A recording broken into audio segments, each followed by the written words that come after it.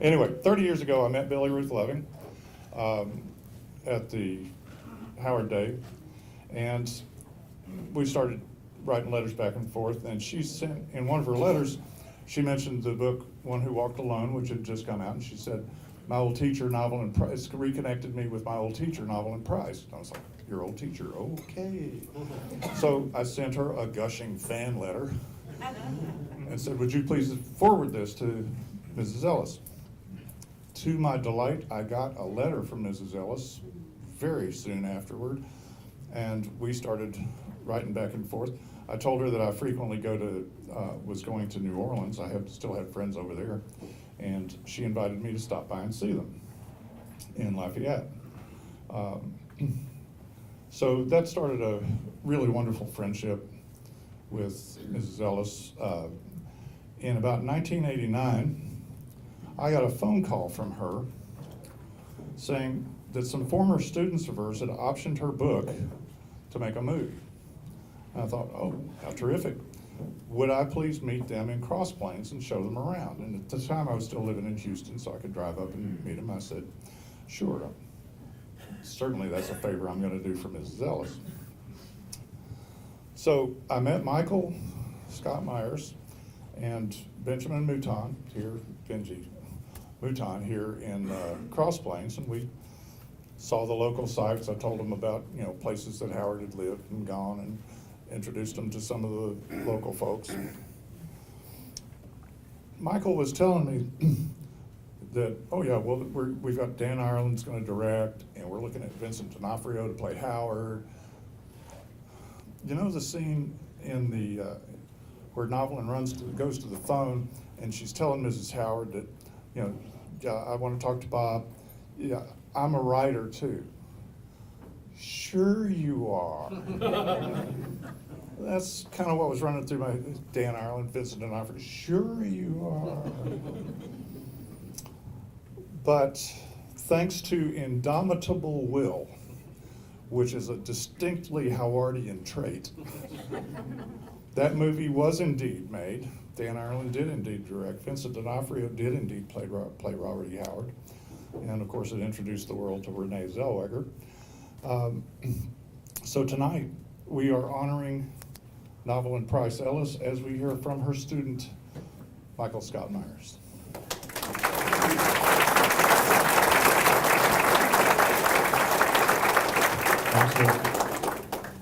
Thank y'all. Yeah, Rusty was instrumental too in guiding us into the world of Howard at the time, because at the time I'd only read maybe a few of his books and the book itself, and we came down here in the winter of we say it's '89 now. I think that's when it was. It was a awesome experience to actually see. To actually see the house and see where this was happening, and I do recall one cold night when we were standing out in the back of the house. I'll never forget this because we were talking about Howard's suicide, and Ben asked you, where did he commit suicide? Where was it? And you said just about where you were standing, and that's exactly where he was standing, in the back by the side of the house, and. There was just like sort of a vibe when we came here, went up to Caddo Peaks, and we saw like this coyote and all sorts of stuff happening there. But it was a great time. Anyway, we didn't get on to the other stuff, but I want to thank Rusty for being there from the very beginning. So thank you, Rusty. It's recorded. Hello, it's recorded. Okay. I'm gonna start off things by saying that I think. Circumstance and happenstance and coincidence are very powerful force in our lives. And I just got through reading the autobiography of Graham Nash. You guys know who Graham Nash is? You know who the Hollies is? Where's Terry? Is Terry still here? You know who the Hollies are, right? Yeah, well. And Crosby, Stills, and Nash is, all those guys. Well, I just got through reading Wild Tales, his recent autobiography. And when Graham was growing up in Manchester, working class Manchester, he was in, I think, the 4th or 5th grade. And a new kid came to the school that the teacher introduced, and there was the only desk that was available was next to Graham. And that's where Alan Clark sat down. And if you know who Alan Clark is, he and Graham formed the Hollies later, because they both enjoyed music and liked singing together. So just kind of out of the blue, that happened. And the same thing kind of happened with me and Miss Ellis. In 1975, I was sent to Catholic school after being in private school for the last 6 years. And every freshman took a speech class when you went to Cathedral Carmel High School, which is a relatively small high school. And I remember walking into the room for the first time. It was nice because it was one of the few air-conditioned rooms, especially after lunch. And to see this elderly lady sitting at the back of the class with her desk in the back of the class raised so she could look out to the front of the class, and you had to turn around to see her, which meant she always had her eye on you, but you never had your eye on her. At the time, we didn't realize how screwed we were when it came to acting up. We soon found out. And Miss Ellis, and I've told some of this to some people, I'm going to go over it again, but the very first day of class, everyone did an exercise. And each student went up to the front of the class, and she had an introductory exercise, which she goes, I want you to go up to the front of the class, and I want you to say, I want you and you and you to make a speech. And I want you and you and you to listen. That's all it was. And one after the other, people came up and did that.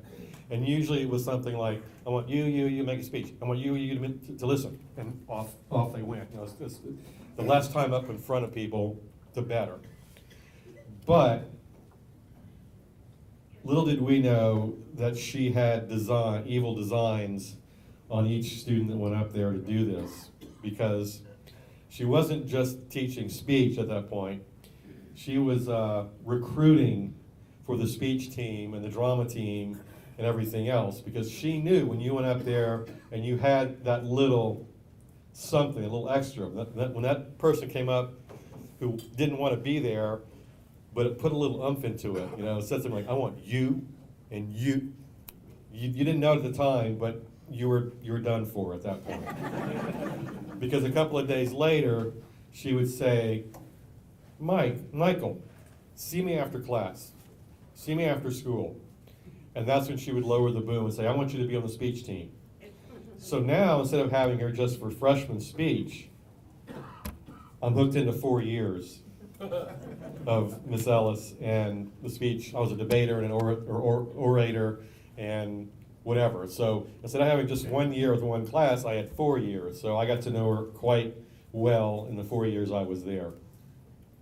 The last year, when I graduated, was her last year of teaching. And I remember on the last day of school, when everybody was leaving, we asked Miss Ellis, what do you plan to do now that you're retiring? And without missing each other, I'm working on a book. And I was like, really? And what's the book about? And she goes, it's about the guy that wrote the Conan stories.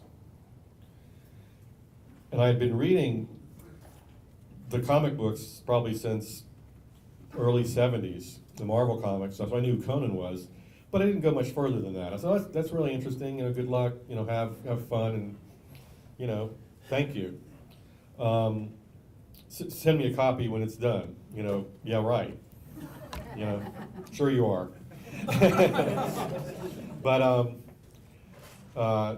she did the following, I think it might have even been that summer after she retired. Marvin Ellis is sitting right here, by the way. This is Novel & Son.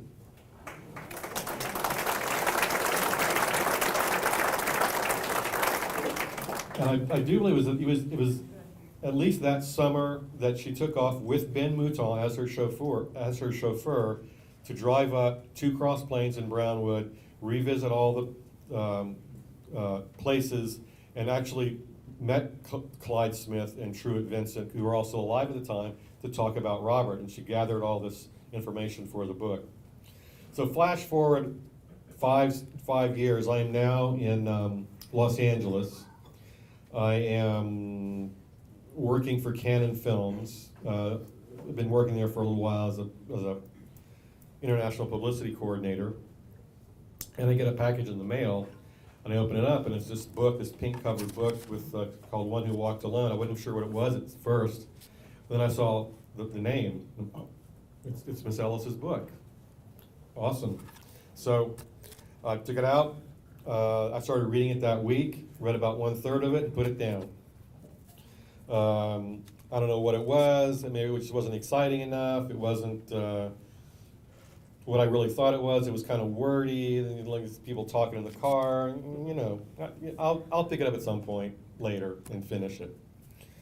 Well, about a year went by, a year and a half went by, and at this point, I'm really chomping at the bit to kind of get more creative and kind of get out of my job, where I liked my job, but I wasn't there in Hollywood to do that. So I had just gone out to see A Room with a View, the Merchant Ivory film, and I really liked it a lot, and I really saw the possibilities of a small, intimate film that was well written, well directed, well acted, and was gaining awards and getting a lot of attention. And the first thing that came to my mind was a book I had sitting in my room from my high school teacher, because I was thinking to myself, I mean, this is Room with a View. Like, you know, it's Forrester, but I mean, no one really kind of knows Forrester, but a lot of people know Conan. And even though this is not a Conan story, that's, you know, it's Conan, and somebody might be interested in this, namely someone like Oliver Stone, if I could get it to him, if I could adapt this and get it to him. So that's when we really decided to examine it. I picked up the book again, read it all the way through, and for the first time really saw the possibilities. It kind of took another film for me to actually realize the potential in the book. And I sat down soon after that. We optioned the book for $20 in Miss Ellis's living room. In I think probably 88, I'm guessing 88, 89, early 89. And I was using an old electric typewriter. I sat down at my kitchen table in my apartment in Sherman Oaks. And I'm sorry, it was, I just moved to Sherman Oaks and sat down with, you know, the typing paper and the whole 9 yards after I had taken the book, underlined all the stuff I wanted to include, and started writing, just typing. You know, when in Hollywood, if there's no nepotism, if your father is not famous, or you're not working, and you're from, you know, some kid in Louisiana, the best way to get started is just to write something, because there's nobody stopping you. There's nobody gonna, you know, stay there and say you can't direct this, you can't produce this because you don't have any connections, which is a great thing for anybody. I mean, and Robert would probably be the first person to tell you, there's the paper, there's a typewriter, all you have to do is sit down and knock it out. And that's kind of what we did. I wrote it on a typewriter, the first draft, 165 pages, and by the time I was finished, it probably took me about 9 months, I'm guessing, to really finish it, to finish the first draft of it. 165 pages, for those who don't know, is way, way too long for a screenplay. It's about a minute a page. So a 165-minute movie about two people talking in a car is not going to get produced in Hollywood. So then, you know, we started the process of editing. And fortunately, when you edit, it's much easier to edit than to create, and there was so much good stuff there. The hard part is losing some of that, but the good part is all you have to do is lose it and not create it, and maybe create it wrong or bad. So it slowly went down from 165 down to like 155, 150, 135. By the time I got down to 125, I was kind of, you know, it's staying at 125. I'm not cutting anything more. By this time, I had met Dan Ireland through Ben Mouton, who had starred in his film called, a Ken Russell movie called Whore. Did anyone see that? With Teresa Russell? Yeah, he played the pimp in the movie. So he was like kind of the lead, the male lead. And Dan had worked with Ken for quite a number of films. He had done Salome's Last Dance, he'd worked on The Rainbow, he'd worked on Lair of the White Worm, and a lot of the classic later Russell films. So he was a pretty, to me, he was a pretty big wig in Hollywood at that point.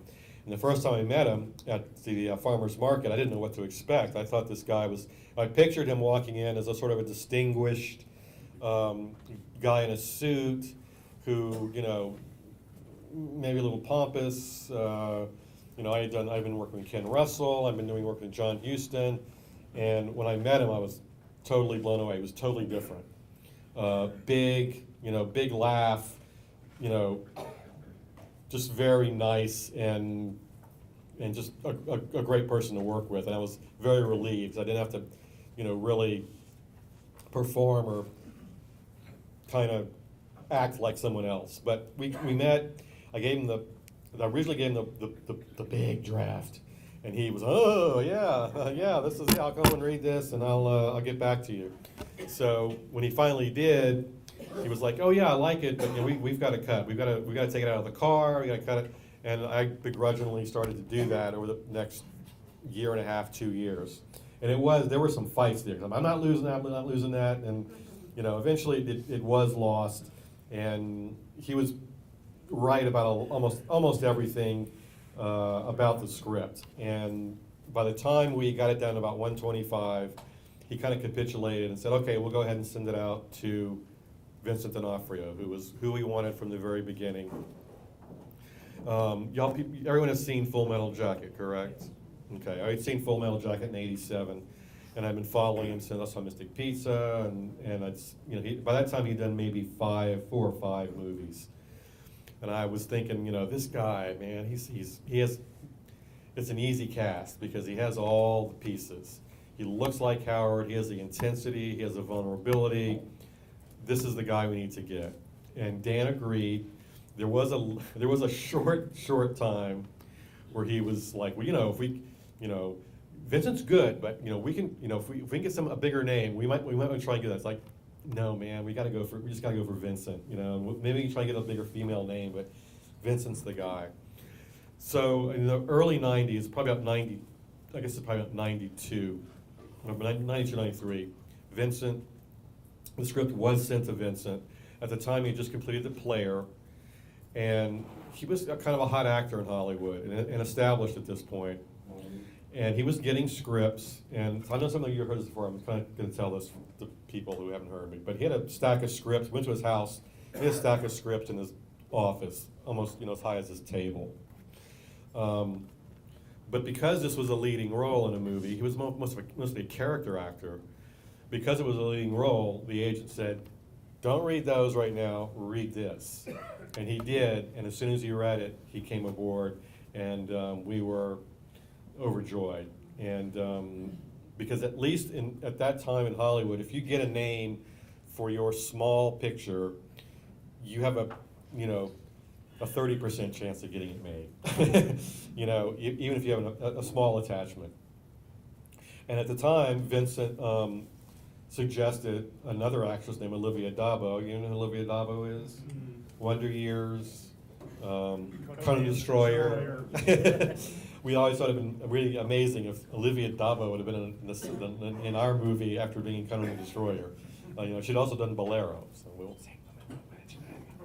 But we met Olivia. She was very sweet, very talented, and we actually went to Lafayette, Vincent and Olivia, to meet Miss Ellis in person, because Benjamin and I decided, you know, they need to meet her. If they don't want to go meet her, you know, that's not going to bode well with us. So, but they were totally into it. They came to our house.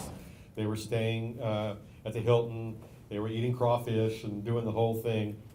I got to sit down and talk to Miss Ellis for several, I think we did 2 sessions, one day and the next. And it was really great, and I really think it's especially how Vincent, because you could hear from the lady who experienced it to describe how Howard was and how he was big and how he liked to use his hands when he was speaking and things like that. So Vincent got that probably nailed down pretty early because he's such a great actor. When we got back, about 2 weeks later, we found out that Olivia Dabo was now pregnant from her boyfriend, but she was still want to do the movie. And we said, well, we're going to be in Austin, Texas in August, mostly outside in about 100-degree heat. You're going to be about 5 months pregnant by then. We're replacing you. I'm sorry. And she was upset for a while, but it's like, there's no way you can do this. So we scrambled. We called on our casting director, Laurel Smith. Let me grab my water real quick. That's the dry throat syndrome again. I don't talk too much. There's not much in there. It's all right. We called on Laurel Smith, who was probably the best independent casting director in Hollywood at that point. She now lives in Austin, by the way. Her name is Laurel Vouvray. Does anyone know who that is? She teaches acting down in Austin. If you ever want to take an acting class or send your kid to an acting class, she's the real deal. She's awesome, amazing. But she goes, I know somebody we need to bring in for this. And she's from Texas. She's from Katy. And we got, who is it? Renee Zellweger. Who is that? What has she done? Well, she hasn't done too much. She's done a horror movie, Texas Chainsaw Massacre 2, or was it just Texas Chainsaw Massacre remake or something? Next Generation. Okay. She's done a movie called Shake, Rattle, and Rock for Showtime. I saw some of that, afterwards, and I was like, I'm glad I saw it after, because if I'd seen it before, I'm not sure I would have called her in.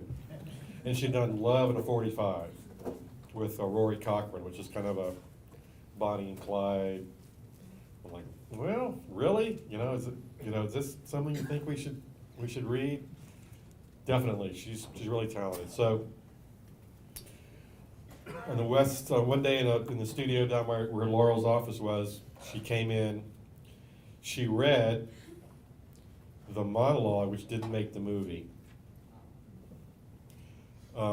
It's in the original script, which I'll make available to some point. But it's the story about, in the book, about when her father was almost lynched for being mistaken as an Indian.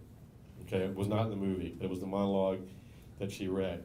And as soon as she read it, it was like, okay, let's go. That's the one. We didn't even read anybody else because she was so good. So she came on board. As a side note, we had other people. We had a couple of other people, interesting people, read while we were there. You guys remember Yeardley Smith? Yeah. Yeardley came in and read for Enid and Ethel. Oh, how funny. And Amy, the girl from Chasing Amy. Lauren Joey Adams also came in and read for Ethel and Enid. And they were good, but those voices, we couldn't quite cast them because of their bizarre, kind of weird voices. But at the time, but they were very talented actress, and I think Yeardley doesn't mind being a member of the Simpsons now anymore. She's cool. Yeah, exactly. She's good with it. So once Renee was cast, we started in earnest to really shop the script. And Renee was getting kind of hot, and there were a couple of people that were interested in her and doing some filming with her, one of which was Kushner Locke, which is, they eventually decided to make the movie, but they were kind of a Renee fan before people knew who she was. At the time, Cineville was representing the script, and they were a production company dealing with small films. They'd done some Allison Anders films, and they'd done some a movie called Cafe Society, not the new Woody Allen movie, but one starring, I forgot who was the star, but it had been made about a year before, about 6 months before we got in there. And as they were doing the deal and sitting the script out and getting no's, too small, no names, period piece, no. They also said no originally, but they had really liked this movie called Cafe Society that Cineville had, and they wanted it for international distribution and home video. So they struck a deal. They said, okay, well, we'll give you the film, but you're gonna have to make The Whole Wide World as collateral, you know. So the film, I can honestly say, was not made because people read the script, liked the package, and wanted to do it. It was made because this company that put the money up wanted another film to distribute and got it in exchange, really. The budget was only $1.2 million. I mean, it was really only $1 million. Vincent D'Onofrio put about $200,000 of his own money in the back end, with like music and things like that on the back end of it. So The Whole Wide World was really never produced because everyone loved it. It was produced in spite of that. And that's not an odd story in Hollywood. You know, a lot of these companies, movies are products. Movies are, they're not art, they're a title that can be exchanged with any other thing. I mean, I worked for Canon Films for 5 years. I know exactly what they're talking about because that's how they operated. And occasionally you would get a good movie out of it, don't get me wrong, but if you've ever attended an American film market, and that's what it is, it's the American film market, and they're selling these things like you would sell used cars or new cars or anything like that for whatever territory you're doing. If they see a film that they think, well, if we get that, we can shop that. For instance, if we can pick up this film Cafe Society, which we like, we can make in the long run $3 or $4 million selling it internationally. And so yeah, we'll give you $1 million to make this movie, but we're going to get, you know, this is how it works. Especially in the 80s, when, you know, there was no digital. You were shooting on 35 millimeter film, and, you know, it was a different world. I've always wondered what it would be like to shoot the film now. How much cheaper we could have shot it. I mean, we could have probably done it for, I don't know, $650,000 or $700,000. You know, I'm guessing because you're not having to deal with the cameras and the prints and it's all so much easier now. But that's how the film came about. And once the film was finished, we started shooting in August of 1995 in and around Austin, Texas. We shot in Bastrop and Dripping Springs and all around Austin, only one day in Austin at the Paramount Theater. And after about 3.5 weeks, we all went back to Los Angeles and started scrambling to edit the film to get it ready for the Sundance submission, which is very soon after we got back. Sundance was the cutoff was around October 15th. And fortunately, again, you know, Dan Ireland, who knew everybody in town, including Mr. Gilmore at Sundance. And there's just no guarantee you're going to get in because they get a lot of films, but Dan, as a producer, was also an amazing salesman. So he could get something to you early, hype it up, because he was a great talker and producer. And so when they take a look at it, you know, if it's up to snuff, and I mean, most of the films that do get into Sundance are, at that time, were the best independent films being made in America. And they got a chance to screen it, and I got the call one day from Dan saying we made it to Sundance, we were going to be in competition, and I mean, we were just all over the moon. I mean, because that's the biggest, for an independent film, that's the best you can do, you know, especially on $1 million budget. And, you know, it was just such a great ride. Once we got there, we saw the reaction of the people that had, you know, the opening night film. The great part about Sundance in the 90s was every film was sold out. I mean, wherever he was playing, it was you couldn't get tickets. You had to stand in line in the snow, you know, these diagonal and ziggly lines, and freeze your butt off to get tickets for things if you didn't have advance tickets, or you didn't get there early enough to buy the tickets. So every screening was packed. And the reaction, when I saw that first screening, which I think was at 7 o'clock at night at the main theater down on Main Street, and we saw the reaction, like we knew, okay, this is gonna be good. I mean, everyone's, you know, everything we wanted the film to do, it did. And we were really excited. And for a while, we were being considered as the Audience Award front runner. And as I told y'all this afternoon, we would have probably won the award if we hadn't have, if the other film competing against us got an extra screening, and we couldn't get an extra screening. And it's a by ballot vote, and so they got another audience full, and they won the award. But we were just really pleased with it, and the reaction, and everyone was laughing in the right places, and everyone was crying in the right places, and it was just very rewarding to see, you know, after 5 years from inception to, you know, exhibition, how it had all come together. And there's a lot of luck involved, there's no question about it. I mean, the pieces have to fall into place, but I just think for some reason this was a kind of a blessed project from the beginning, and it all started with the book that Miss Ellis wrote, and how it just lent itself to this sort of project. And that's how we got the whole wide world. And if anyone has any questions, I'll feel free to answer some if you want, even though I'm just supposed to be a speaker. But if anybody here, yes. I do have one question. Mhm. Where was the scene with the kiss and the picnic and the? That, oh man, that was around Dripping Springs, Texas. And we used there was a man there, a very wealthy man, who has a ranch on, I don't know how many thousands of acres it is, but let's put it this way. We're shooting one day at that site. I don't know, it's a private jet flying very low, like really low. Owner was coming home. He had a private landing strip on his property for his jet. So, and he also had exotic animals on the property. And at night, they would feed the roads, and all these things would come out of the bushes and feed. And it was awesome because it was, you know, the ranch was so big.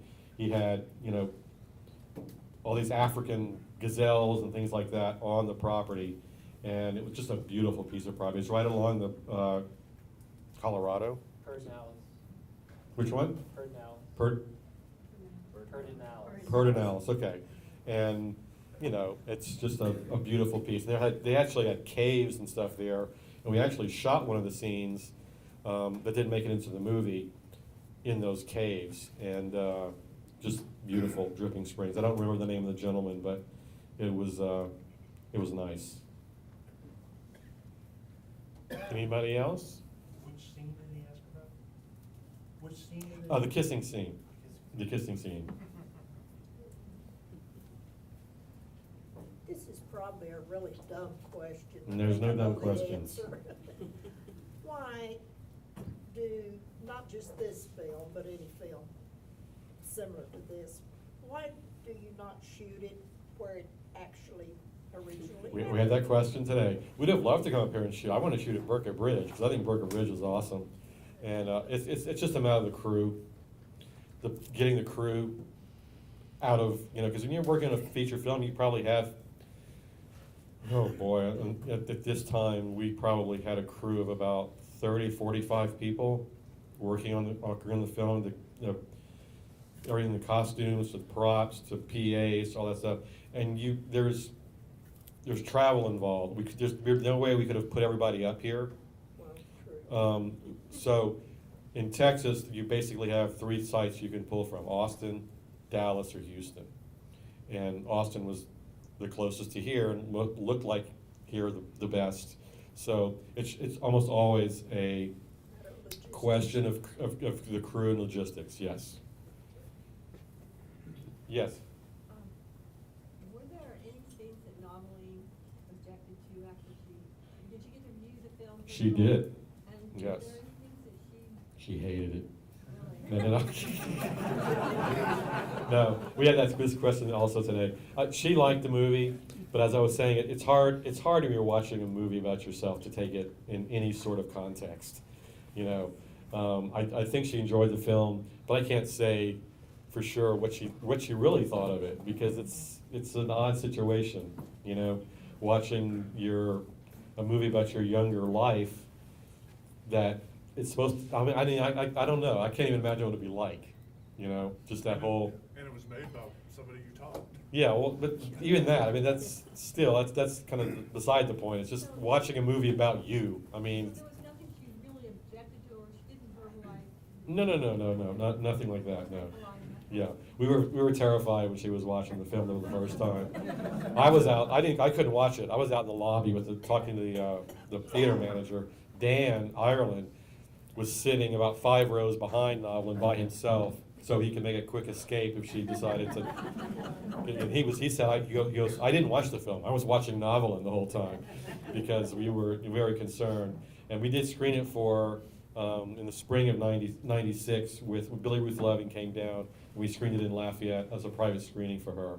So yeah, she definitely got to see it. Yes. Is there any question in the run-up in the marketing of the film? Because obviously it's presented as kind of a straight-ahead historical romance. It doesn't say the creator of Conan or anything like that. I mean, my sister as a child knew about it before I did. I was reading the Acer paperbacks. Was there any conversation about focusing on that or giving it more of an edge, or was it always just going to be kind of a straight-ahead Merchant Ivory romance, like an adult romance film? Yeah, I mean, the marketing of the film was a little touchy. There was a fantasy sequence in the film that we wrote in, kind of. It was horrible. It was just so bad. So bad. And it was actually at that same location in Dripping Springs when they were doing the kiss. And it had nothing to do with Noveline and Bob. It was like, I don't even know when it was supposed to be in the film. But it was like, you know, they were going to use like a Solomon Kane sort of guy and some naked women who they actually brought out there like to do this scene. And while they were doing the kiss scene, they were supposed to be down in another part of the river doing this fantasy sequence because, you know, the producers wanted some TNA or some nudity, you know, something Conan-like in it. And I remember Dan was up directing the kissing scene and stuff, and Ben and I were like down there with like this fantasy sequence. We didn't want it to begin with, but we had this because fortunately I was there every day as the writer, which never happens also, by the way. But when we saw them filming that fantasy sequence, I walked back up to Dan and I said, Dan,